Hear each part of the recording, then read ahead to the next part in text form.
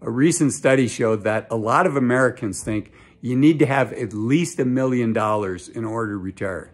But here's the challenge, and here's the dirty secret, and that is fewer than 10% of people have $1 million when they retire at 65. So there's this huge gap between what many Americans think that you need to retire and what most of us do have. So today's video is going to talk about, can you retire if you have $750,000? So let's jump in. And the first thing I want to talk about is, you know, obviously it depends on a lot of factors, right? And I know people hate when advisors say it depends, but let me jump into what some of these things do depend on. The first one is what's your age, right? It's a lot different to retire at 30 and you have 2 young kids at home and you've got $750,000. Maybe you started a company, you had a nice exit and you're like, you know, I'm done. I want to retire. Well, that's a long, long time, right? You probably need to plan at least a half of a century in front of you. Plus you have the whole question about healthcare. What are you going to do on healthcare? So the number one thing it depends on is your age. Or I shouldn't say number one. One of the main factors it depends on. Number two is, okay, you have $750,000, but where is that money? How is it held? And can you access that money without triggering taxable income? So if you have $750,000 in a traditional 401k at work or a traditional IRA, you know what? Every dollar that you take out of that account is going to be taxable income. So there's a big difference between having that kind of money in an IRA or having it in your bank account where you've already paid the tax on it, or having it in a Roth IRA, which is kind of the best of all worlds because you've already paid your tax on it, but it's continuing to grow tax-free. So one of the things it depends on is where your money's held. Just briefly, I want to talk about, it's nice to have a balance between what I call 3 buckets. One is accounts like Roth IRAs that you're not going to be taxed on, right? They're qualified accounts. They're qualified because the account grows tax-free. So you've got that as bucket 1. Bucket 2 is a traditional IRA, a traditional 401k, where as you take money out, it's going to be taxed. And the reason it's good to have some of that is some money in that bucket is in retirement. You have a lot more control over what your taxable income is, and you can take advantage of those early low tax brackets. And then the third account is an after-tax account, something like at your local bank account. So if you have those 3 buckets, then you can control your tax rate. So you don't necessarily need to have all of your money in a Roth or in the bank account. It's fine to have some of your money in a regular IRA or a regular 401k. You just want to have a balance so that not all of your income, all of your cash flow is taxable. Okay, so what's another factor that goes into whether you can live on $750,000? The other one is your healthcare situation, right? Are you on Medicare now if you're a U.S.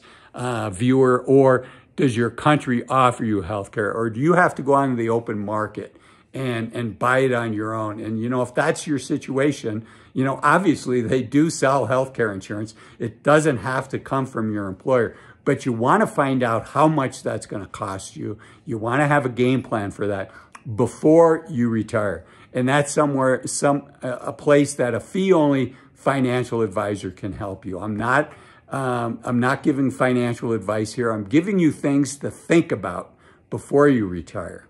Okay, so those are the main factors that it kind of depends on. Also, whether you have a pension coming in, right? Very few of us now have pensions, but if you're fortunate, and most people today that have a pension, it's becoming rarer and rarer to have a pension from a private employer. So a lot of folks that do have a pension, in one way or another, we're working with the government, we're providing services for municipalities. So if you do have that, obviously that factors in. And then another thing is, you know, most of us will have Social Security if we don't have a pension. And what does that look like? And the average Social Security check for 2022 was $1,800.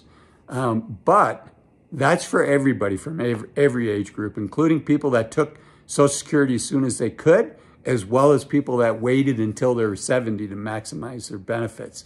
So surprisingly, the average benefit for folks that took Social Security at 62, that average check is, you know, in the mid 1200s a month, so like $1,250 a month. And then for people that waited until they were 70, it's just a smidge under $2,000.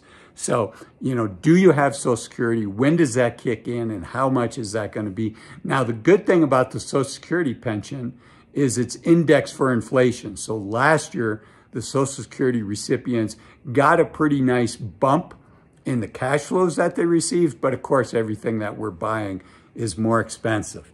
Okay, so those are the main factors, but this is really important. And that is, what kind of cash flows can you expect to get off of $750,000, right? And many of you have heard of what's called the 4% rule. Financial planners call it finding the sustainable withdrawal rates.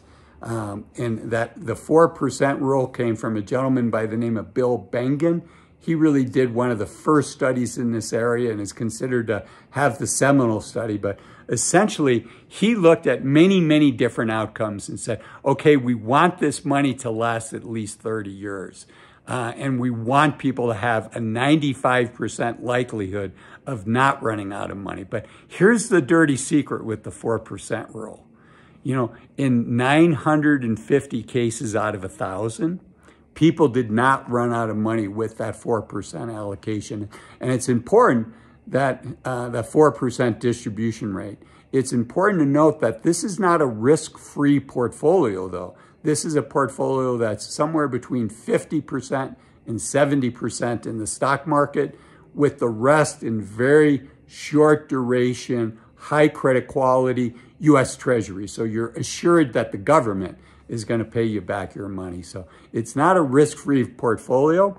But what he found, again, is in 950 cases out of 1,000, people did not run out of money. But that's a very high level of confidence that you're not going to run out of money. For some people, they might be willing to say, you know, an 80% level of confidence is okay for me.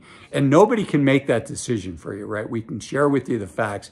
You have to make that decision. Obviously, the more you take out of that account, the higher your risk later is of running out of money.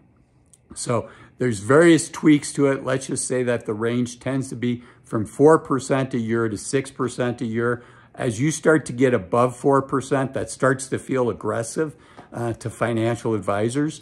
Dave Ramsey would tell you you can take 8% out a year.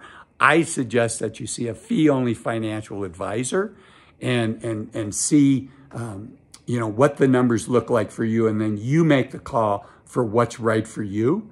And another thing that I suggest you do is I suggest you watch this video here that's going to talk about, well, before I wrap up, let me say this. If you take 4% out of a $750,000 portfolio, in theory, that's going to give you $30,000 a year. So whether that $30,000 a year is taxable or not taxable, that's going to be a factor. And then whether that $30,000 is sufficient, and you may need more in the early years, but then Social Security kicks in. All right, as I was saying earlier, I want you to think about watching this video here because it talks about 8 things that you should think about stop doing as you get close to retirement so you can enjoy your retirement years more.